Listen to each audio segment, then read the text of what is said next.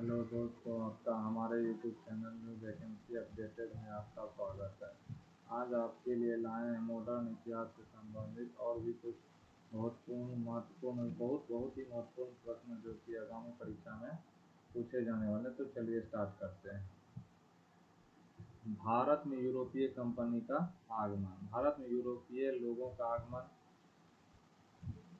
15वीं शताब्दी से शुरू हुआ और भारत उस समय एक समृद्धशाली देश था, जिसके कारण यूरोपीय भारत की तरफ से अधिक आकर्षित हुए थे। यूरोपीय नाविकों के द्वारा समुद्र के रास्ते भारत आए थे। पहला प्रश्न है, केप ऑफ गुड होप के रास्ते भारत तक समुद्री मार्ग की खोज किसने की थी? तो वास्को डी गामा के द्वारा किया गया था। वास्को डी गामा भारत में सबसे पहले किस बंदरगाह पर उतरा था? तो कालीकट।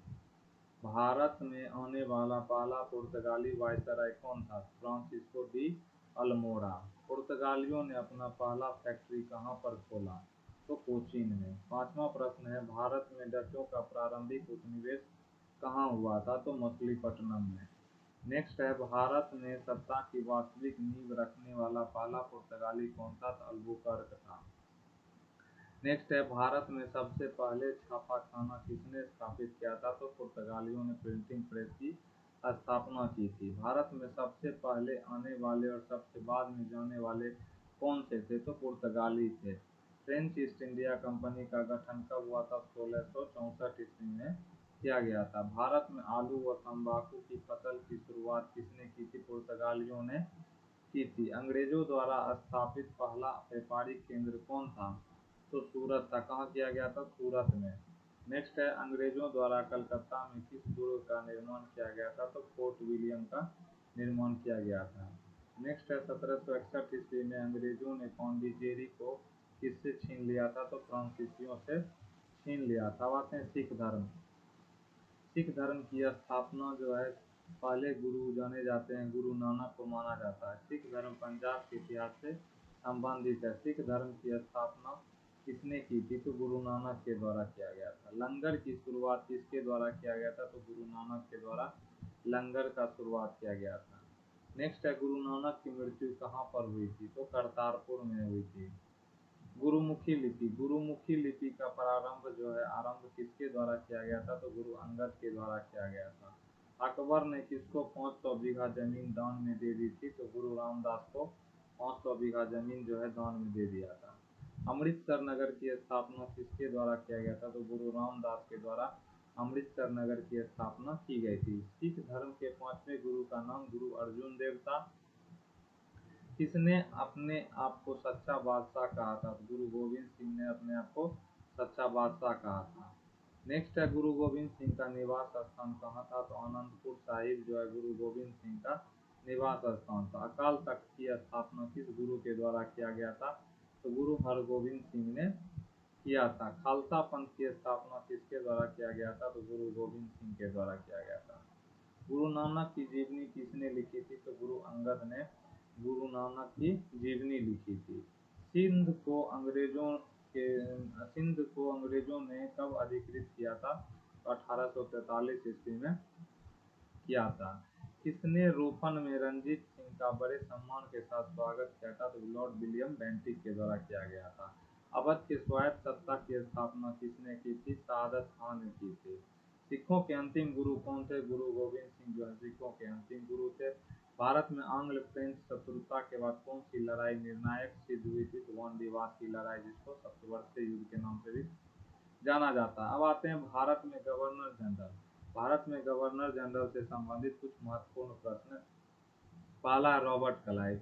बंगाल में द्वैध शासन की व्यवस्था किसके द्वारा की गई थी? तो रॉबर्ट क्लाइव के द्वारा की गई थी। आते हैं वारेन हेस्टिंग्स। किसने कोषागार को मुर्शिदाबाद से हटाकर कलकत्ता लाया गया? किसके द्वारा? तो मुर्शिदाबाद लाया गया। और किसके द्वारा? तो वारेन हेस्टिंग्स के द्वारा। बनारस में संस्कृत विश्वविद्यालय की स्थापना किसने की थी? जोनाथन डंकन के द्वारा किया गया। भारत का पहला समाचार पत्र कौन था? बंगाल गजट था। नेक्स्ट है, किसके समय में भारत का पहला समाचार पत्र शुरू हुआ था? तो वारेन हेस्टिंग्स के समय में।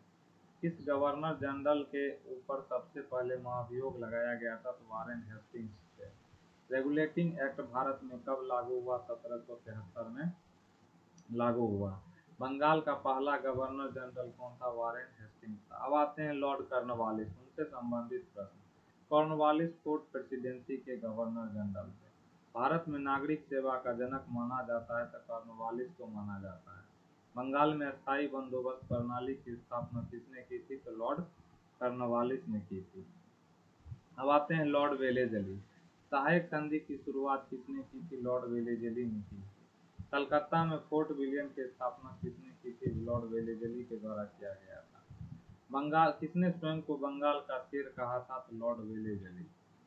अब आते हैं लॉर्ड विलियम बेंटिक। भारत का पहला गवर्नर जनरल कौन सा? लॉर्ड विलियम बेंटिक था। 1829 ईस्वी में सती प्रथा का आंदोलन किसने चलाया?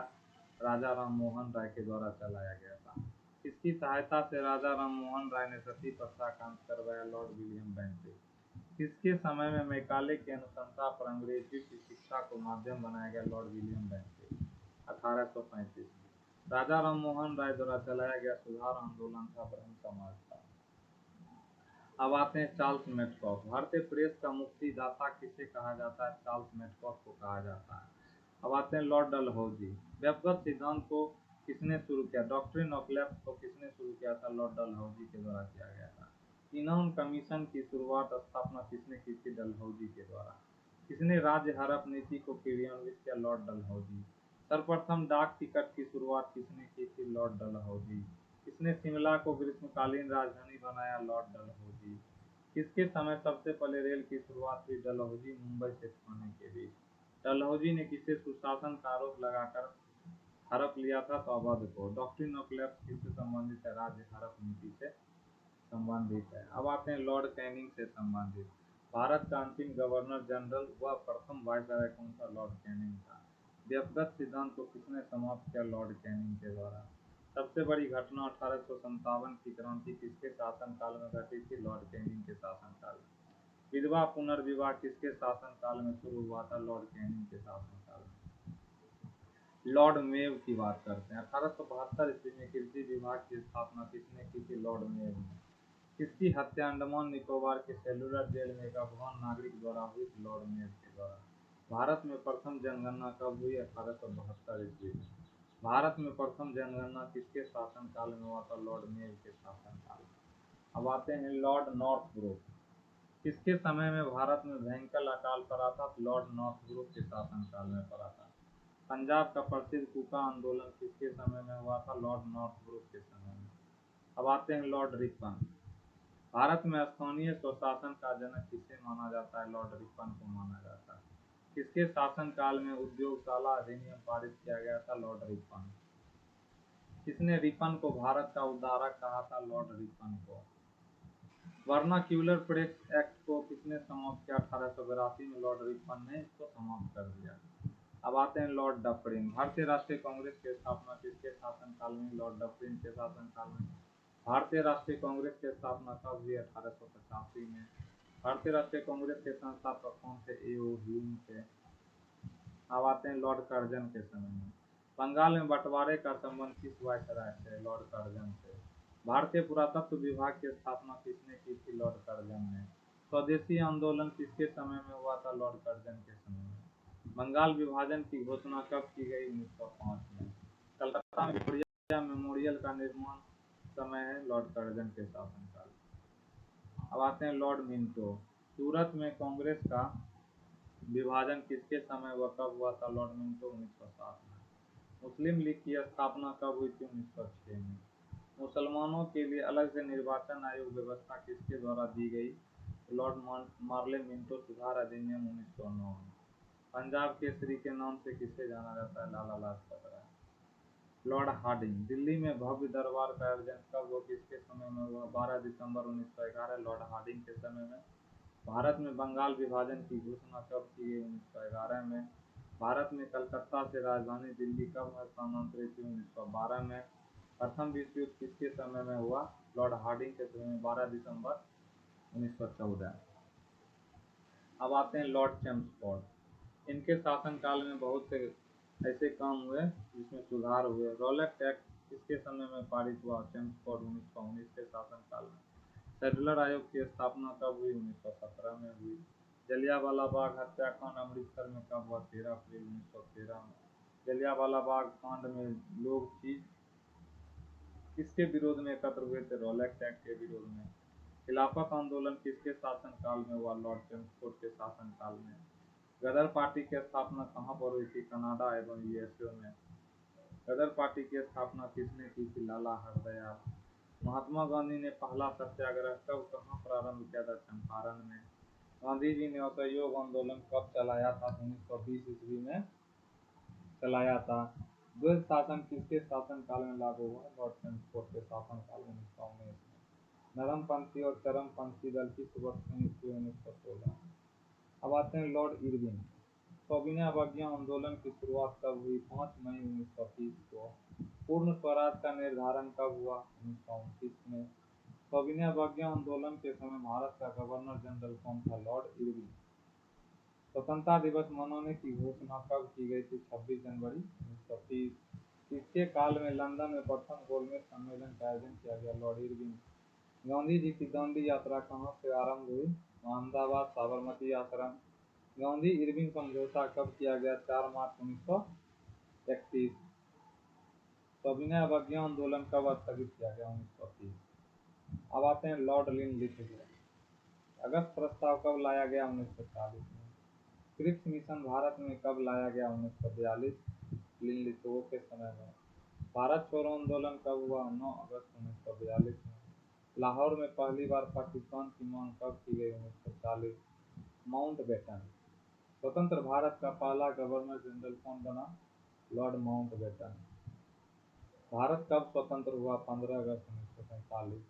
स्वतंत्र भारत का पहला भारतीय गवर्नर जनरल कौन था? चक्रवर्ती राजगोपालाचारी। भारत की स्वतंत्रता के समय इंग्लैंड का प्रधानमंत्री कौन था? क्लेमेंट एटली। तो दोस्तों ये रहा कुछ आधुनिक भारत से संबंधित कुछ वन लाइनर जो कि आपके आगामी परीक्षा से संबंधित हो सकते हैं, इसमें आ सकते हैं। इससे कुछ प्रश्न ऐसे हैं जो कि आ भी सकते हैं, तो कृपया करके इस वीडियो को देखें, लाइक करें, सब्सक्राइब करें। धन्यवाद।